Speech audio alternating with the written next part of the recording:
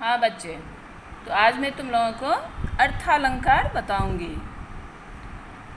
कल शब्दालंकार पढ़े थे, आज सबसे पहले समझो अर्थालंकार किसे कहते हैं। अर्थ में चमत्कार उत्पन्न करने वाले अलंकार अर्थालंकार कहलाते हैं। यानी जो अर्थ में चमत्कार उत्पन्न करे, अर्थ में सौंदर्य प्रदान करे, उसे अर्थालंकार कहते हैं। इस अलंकार में अर्थ के माध्यम से काव्य के सौंदर्य में वृद्धि की जाती है। यानी अर्थालंकार में अर्थ के माध्यम से काव्य में सौंदर्य वृद्धि होती है।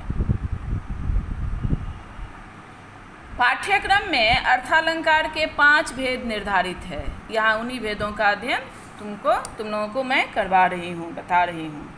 ठीक है, अब मैं तुम्हें अर्थालंकार के भेद बताती हूँ। एक मिनट। देखो, पहला है उपमा अलंकार, दूसरा रूपक, फिर उत्प्रेक्षा, अतिशयोक्ति और मानवीकरण। ये 5 अलंकार तुम्हारे पाठ्यक्रम में है।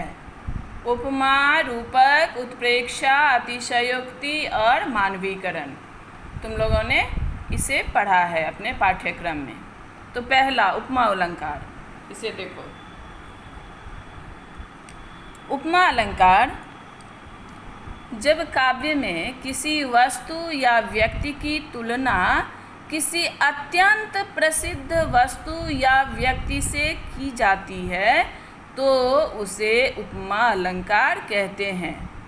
यानी इसके आधार पर क्या समझ में आया कि एक वस्तु या एक व्यक्ति, या तो वस्तु होगा या व्यक्ति होगा, उसकी तुलना किसी अत्यंत प्रसिद्ध वस्तु, क्योंकि तुलना हमेशा हम ऐसी चीज़ों से करते हैं जिनके गुण बहुत बड़े होते हैं, गुण हो या दोष हो, यानी दोष की भी हम उपमा करते हैं। तो अत्यंत प्रसिद्ध वस्तु होता है या अत्यंत प्रसिद्ध व्यक्ति होते हैं, उससे तुलना की जाती है, उसे हम उपमा अलंकार कहते हैं। जैसे पीपर पात सरिस मन डोला, यहाँ पर तुम लोग देखोगे कि मन के डोलने की तुलना जो है वो पीपल के पत्ते से की गई है।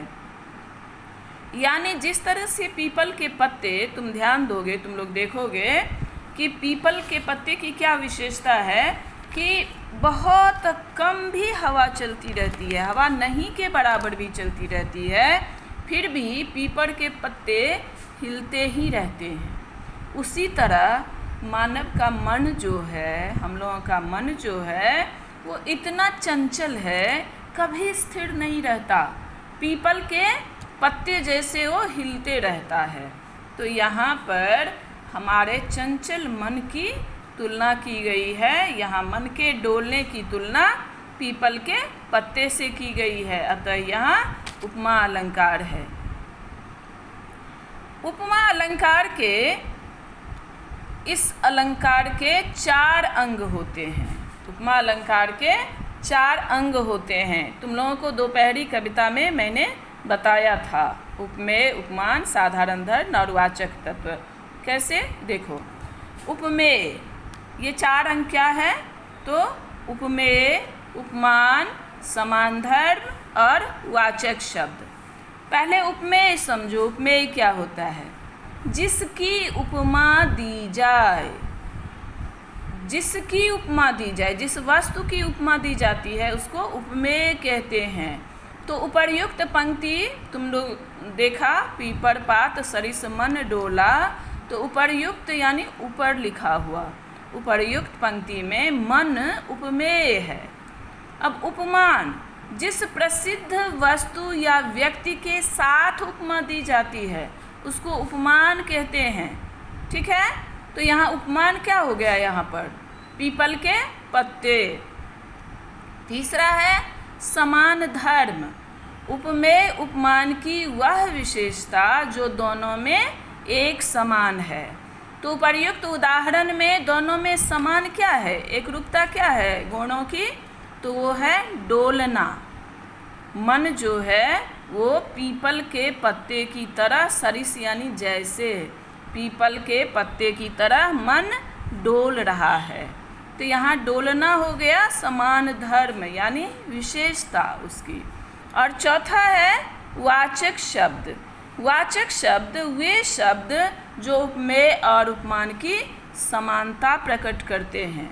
ठीक है, दोनों के जो गुणों की समानता को प्रकट करने वाला, जैसे सा, से, सी, सरिस, सरिख, जैसा, ये सब शब्द जो है ये वाचक शब्द है। तो उपर्युक्त उदाहरण में सरिस वाचक शब्द है।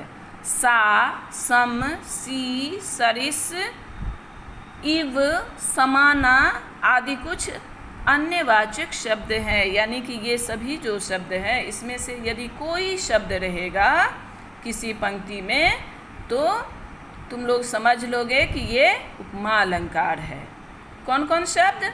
तो सरिस, सरिस के बदले यदि सरीखा रहेगा तब भी समझ लोगे ये उपमा अलंकार है। सरीखा, सरीखा भी यानी जैसा, सरिस, सरीखा।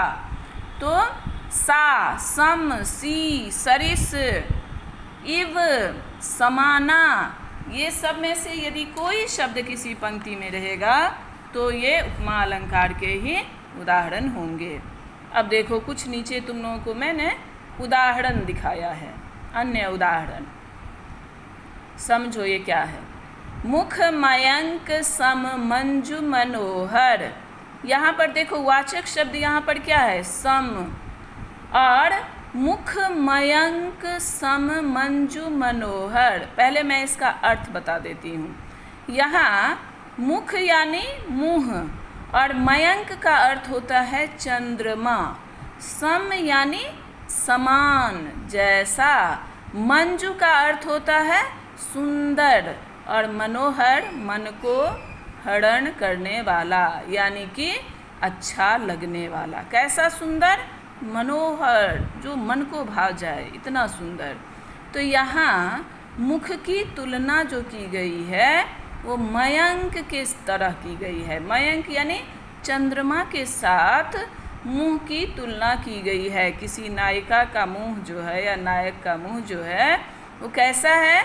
तो जितने सुंदर चंद्रमा होते हैं, खास करके पूनम की रात में, पूर्ण चंद्र जो होते हैं पूर्णिमा की रात में, वो सुंदर होते हैं। कैसे? तो लोगों के मन को वो हरण कर लेते हैं। उतनी सुंदर यहाँ पे नायिका को बताया गया है। तो यहाँ पर मुख हो गया उपमेय और उपमान हो गया मयंक, साधारण धर्म हो गया मंजू मनोहर और वाचक शब्द हो गया सम। ठीक है, तो ये उपमा अलंकार हो गया। अब देखो एक और उदाहरण। हाय फूल सी कोमल बच्ची हुई राख की ढेर थी। हाय, यहाँ हाय से मतलब है कि ये करुण रस में है। फूल सी कोमल बच्ची, यहाँ पर सी लगा हुआ है ना, सी वाचक शब्द है। फूल और बच्ची, फूल यहाँ पे हो गया क्या? फूल हो गया उपमान और बच्ची हो गई यहाँ पे उपमेय।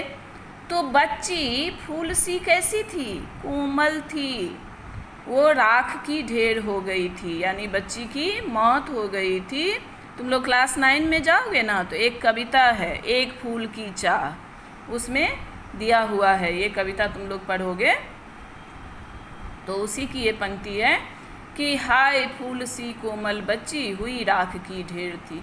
जो बच्ची फूल जैसी कोमल थी, सुंदर थी, वो राख की ढेरी में बदल चुकी थी मृत्यु के बाद।